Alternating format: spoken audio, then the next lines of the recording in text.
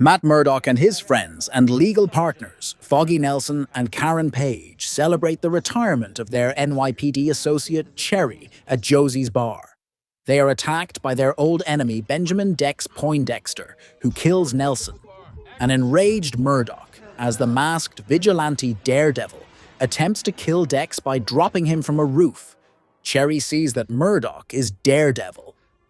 A year later, Murdock has retired as Daredevil and formed a new law firm with former District Attorney Kirsten McDuffie. Page has moved to San Francisco, and Dex is given a life sentence for his crimes. McDuffie sets Murdock up with therapist Heather Glenn, and they begin dating.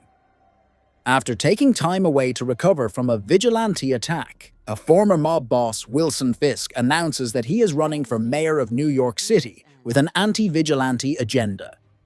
In a meeting, Murdock promises to stop Fisk if he steps out of line, while Fisk says there will be consequences if Murdock resumes his vigilante activities. After winning the election, Fisk tells his wife Vanessa that he knows she had an affair with a man named Adam while he was away. Hector Ayala comes across two men, Powell and Shanahan, beating up Nicky Torres in a subway station. Ayala attempts to break up the fight, and Torres runs away. When Shanahan trips and is killed by a train, Powell reveals that they are police officers and arrests Ayala for murder. Murdock, using his heightened senses, believes Ayala's story and decides to represent him. Cherry, now working as Murdock's investigator, learns that Ayala is the vigilante White Tiger. Murdock convinces the judge in Ayala's case to withhold this information, believing it would unfairly bias the jury. To improve optics during his first days as mayor, Fisk meets with young journalist 𝗔𝗟 Urick, who reveals that popular NYPD Commissioner Gallo is poised to resign in protest of Fisk becoming mayor. Fisk threatens to expose Gallo's infidelity to stop him from resigning. Fisk and Vanessa start attending couples therapy with Glenn. Murdock tracks down Torres and helps him escape from Powell and another corrupt police officer. The corrupt officers have tattoos of a skull, the symbol of the lethal vigilante, Frank Castle, aka Punisher.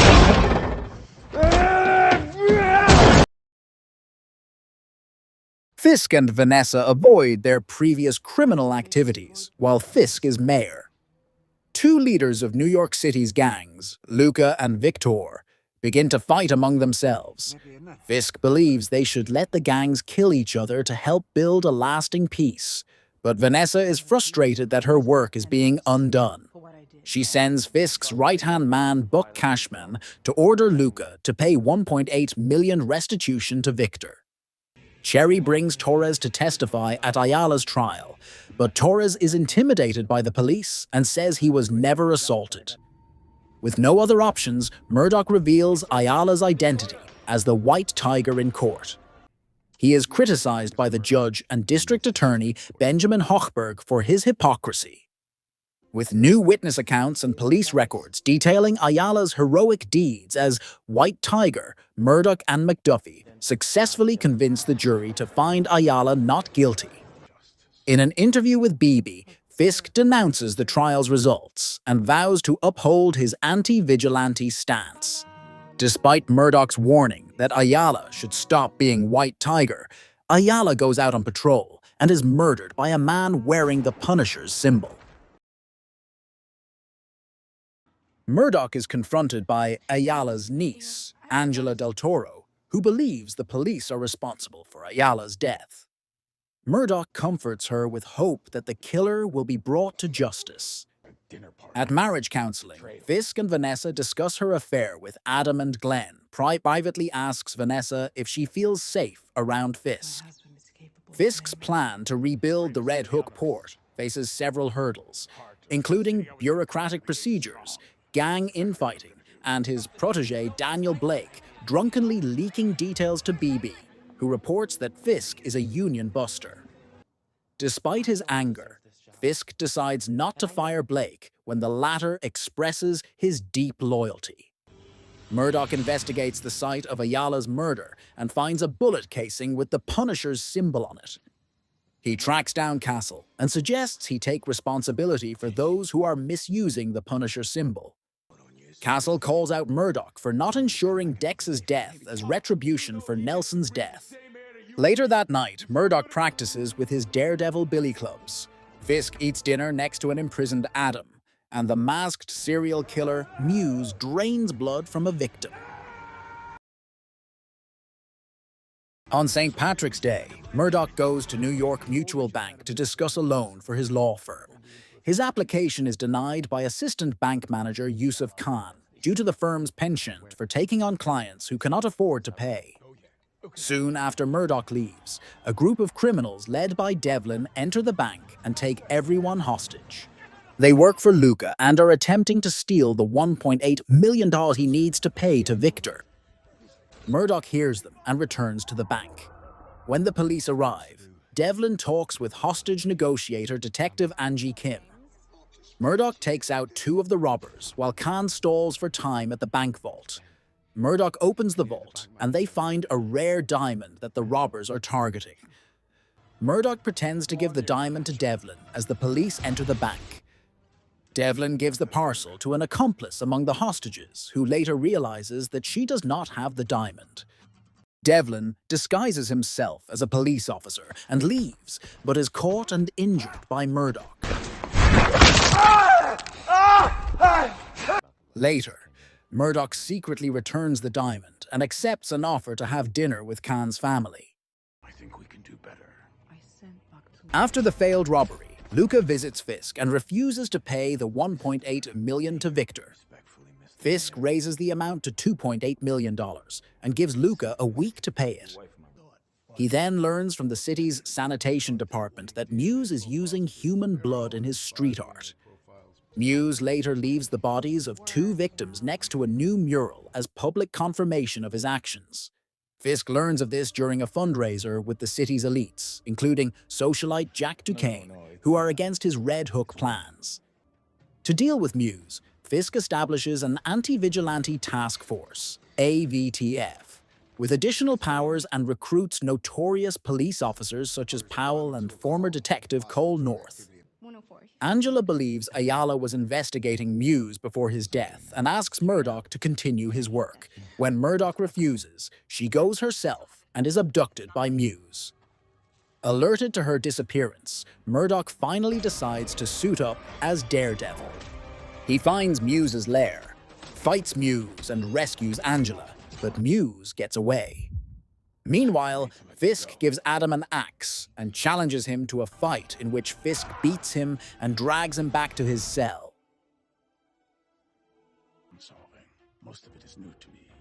A recuperating Angela tells the police that Daredevil saved her and directs them to 𝗔𝗟𝗎𝗢's lair. Kim reports to Fisk, who is angry that Daredevil has returned, that the primary suspect for 𝗔𝗟𝗎𝗢 is a troubled young man named Bastian Cooper. Luca asks Vanessa to return to her criminal activities behind Fisk's back. In a session with Glenn, Bastian thanks her for helping him embrace his true identity. She realizes he is 𝗔𝗟𝗎𝗢, and Bastian knocks her unconscious. Murdoch and the AVTF separately find paintings of Glenn in 𝗔𝗟𝗎𝗢's lair and go to save her. As Daredevil, Murdoch arrives at Glenn's office and rescues her. As the AVTF prepares to enter, Glenn fatally shoots 𝗔𝗟𝗎𝗢 before fainting. Murdoch stabilizes her injuries before the AVTF arrives. Fisk gives credit for stopping 𝗔𝗟𝗢𝗢 to the AVTF and publicly declares them to be heroes. Blake threatens BB into removing eyewitness mentions of Daredevil's involvement in the incident from her blog. A recovering Glenn tells Murdoch that she heard Daredevil say her name. Vanessa seemingly sends Luca to kill Fisk, but this is a trap and Cashman kills Luca.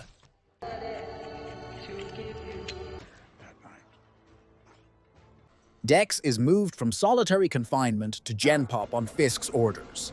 Fisk also reveals his imprisonment of Adam to Vanessa and watches as she kills him, promotes Blake to Deputy Mayor of Communications, and invites Glenn to his Black and White Ball fundraiser. Murdoch realizes that Fisk is Glenn's patient, further straining their relationship as he contests her anti-vigilante views. At Josie's bar, Murdoch learns that Nelson was celebrating an impending court win the night he died. Believing Fisk hired Dex to silence Nelson, Murdoch interrogates Dex and injures him. Dex later kills his doctor and a guard before escaping prison. At the ball, Fisk blackmails 𝗔𝗟𝗦𝗢, who is the sword-wielding vigilante swordsman, and other socialites into supporting his Red Hook project.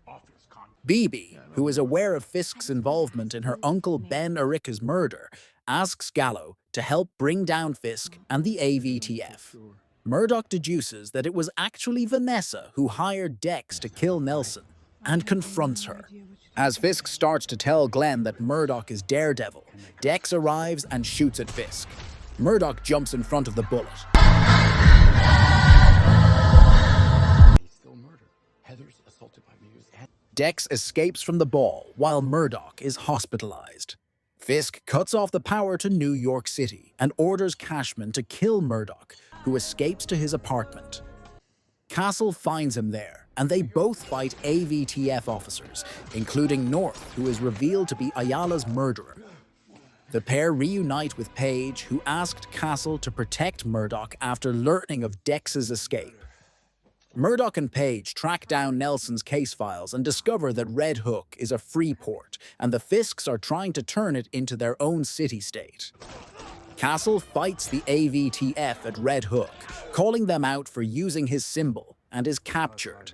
Fisk learns that Gallo is planning to undermine him and brutally crushes his skull. He turns the power back on and declares martial law, outlawing vigilantism and imprisoning 𝗔𝗟𝗦𝗢, Castle, and other dissidents at Red Hook. He offers Glenn the position of mental health commissioner, which she accepts. Murdoch recruits Cherry, Kim, and other honest police officers to resist Fisk and save the city. In a mid-credits scene, Castle tricks a prison guard to enable his escape.